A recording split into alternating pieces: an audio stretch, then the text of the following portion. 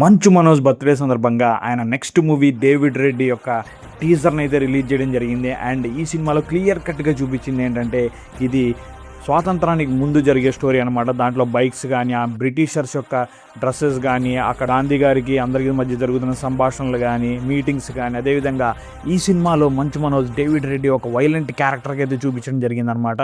And ఆయన గాంధీ సిద్ధాంతాలకు వ్యతిరేకంగా పనిచేస్తూ స్వాతంత్ర పోరాటంలో అందరికీ హెల్ప్ చేస్తున్న వ్యక్తిగా అయితే చూపించడం జరిగింది. అండ్ ఒక డిఫరెంట్ బైక్ని అయితే ఈ మూవీ కోసం తయారు చేయడం జరిగింది. చాలా బరువు ఉందని అందరూ చెప్తున్నారు. అండ్ ఫైట్ సీన్స్ కానీ, అండ్ అక్కడ ఉన్నటువంటి లొకాలిటీ కానీ, సెట్టింగ్స్ అయితే చాలా బాగున్నాయి అనమాట. అదేవిధంగా రవి బసూర్ యొక్క బ్యాక్గ్రౌండ్ మ్యూజిక్ స్టోరీకి సంబంధించిన విధంగా అయితే ఉందని అయితే చెప్పుకుంటున్నారు అందరూ. సో మంచు మనోజ్కి ఇది కమ్బ్యాక్ మూవీ అవుతుందా?